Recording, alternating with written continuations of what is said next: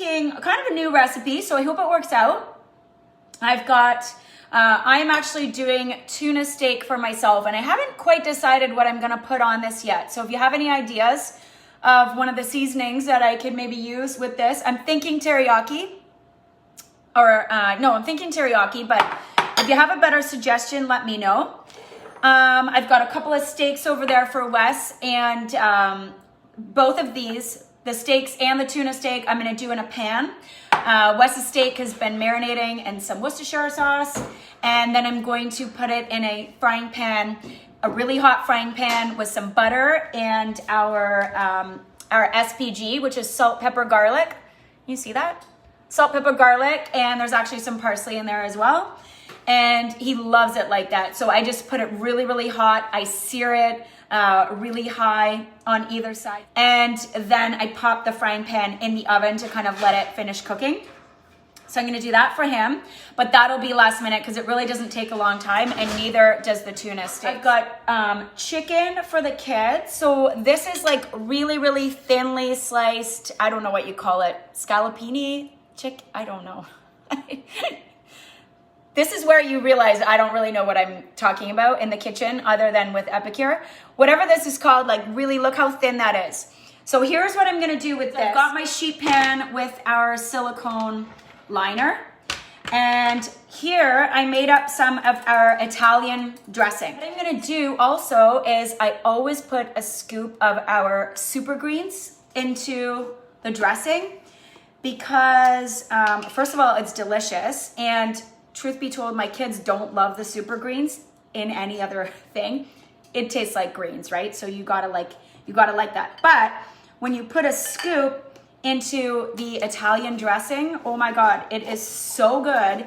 And it's just adding some really, concentrated greens into the dressing for the kids. Look at the beautiful color of that. It smells amazing. It's so good on salads. And I'm gonna show you what I'm gonna do with it for my side dish, because I'm gonna separate a little bit into a bowl here. So I've got my big prep bowl and my little prep bowl here. So I am going to, because I'm not gonna need this much for the chicken. So I'm going to put some of this into my little prep bowl. And I'm gonna use that in a minute for my side dish. I've got my oven at 425, and what I'm gonna do with this is I'm just going to, I've got some breadcrumbs, so I'm just dipping this into the dressing. So instead of using egg to coat, and put breadcrumbs onto something, I use the dressing because then you get all of that flavor from the dressing in your chicken, scallopini, schnitzel, parmesan, whatever you want to call it. So that's what I'm doing, just coating that, and then I'm just gonna lay it on the silicone liner, and that's gonna go in the oven. And because mine is super, super thin, it really won't take that long to cook.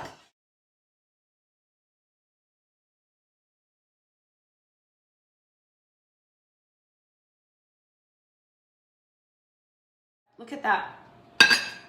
Okay, so that's what it looks like. That's gonna go in the oven, and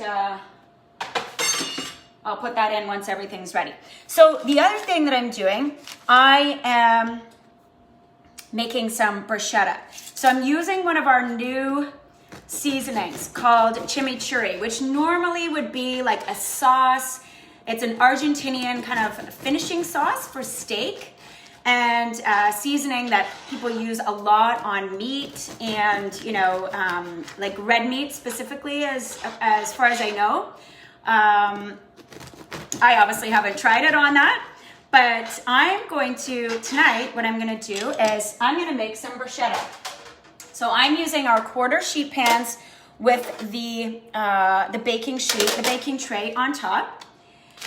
I'm going to put our bread out. Again, my oven's at 425. Everything's gonna go in sort of together, but this is gonna take a little bit longer. So remember that dressing that I pulled aside? So I'm using some of the dressing as well to baste my bread.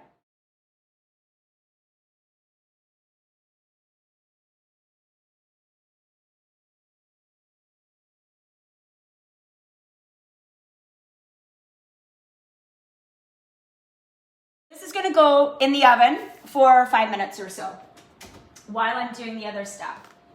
And then what I'm gonna do is I'm going to use our chimichurri and I'm gonna make a bruschetta.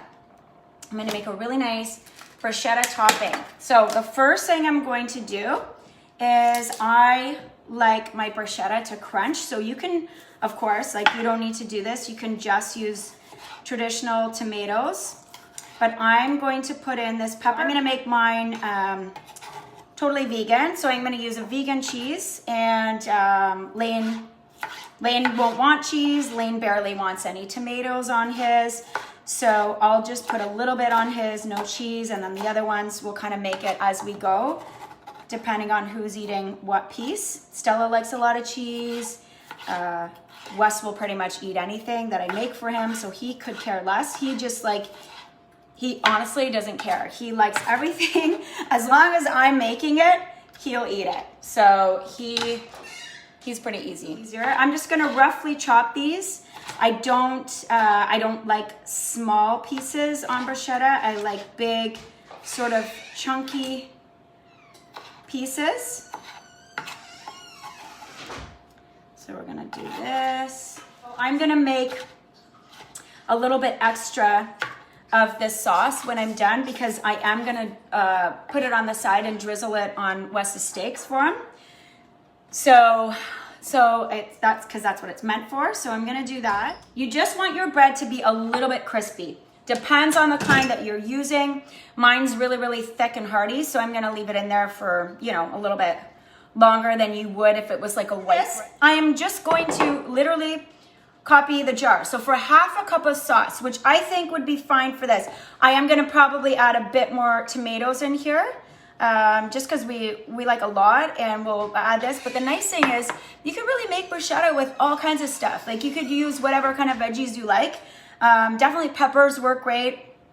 Tomatoes, I don't know, whatever's in your fridge. Sometimes you could just make a bruschetta with that. Really, bruschetta to me is just anything on top of bread, any kind of like seasoned veggies on top of bread, a little bit of cheese on top. Oh my gosh, anything would be good. Like Brussels sprouts, I love Brussels sprouts. I would totally eat chopped Brussels sprouts in a sauce on top of bread any day of the week. So, but that's just me. 2 tablespoons of mix. So this is our 4-in-1 spice spoon, by the way. If you've never seen this, it fits really nice in our jars.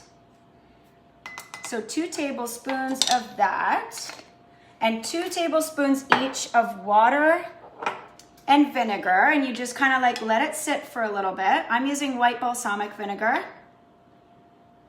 And then you put in 2 tablespoons of olive oil. So we'll just let this sit for a minute, and you're just really hydrating the seasonings, right? So again, you can use this as I'm going to tonight, or it could be a finishing sauce for your steaks. Melissa says it's awesome. It would probably be, it smells so good. It would probably be really good for drizzled on top of potatoes. You can see right now it's very watery, but what happens is it's going to thicken up. Yeah, this is nice. It's like just a little bit crispy. Of course, when it's sitting on top of the cooking rack, the cooling rack, that heat and the air gets underneath it, so it makes it all crispy. And again, it just depends what kind of bread you're using, you know, how long you want to leave it in there. And if you like it really crunchy, you can leave it in for longer before you put the topping on. Some people like their topping cold. We don't. We like it hot, so it's going back in the oven. All right, so I'm gonna add the olive oil into the dressing now. And I think it says 2 tablespoons of olive oil, so I should probably measure. Okay, and just add a little bit more. Okay. And this is already starting to get a little bit thicker. The seasonings are hydrated. If you're not good in the kitchen, you literally follow the instructions. If, like me, you kind of, like, I'm not great in the kitchen, but I do like to just kind of go by smell, and I don't like to waste time measuring and things like that. So I just sort of, I just do kind of what smells right. Like, this smells delicious to me right now. So, okay, I'm gonna go like this. I'm just gonna drizzle this on.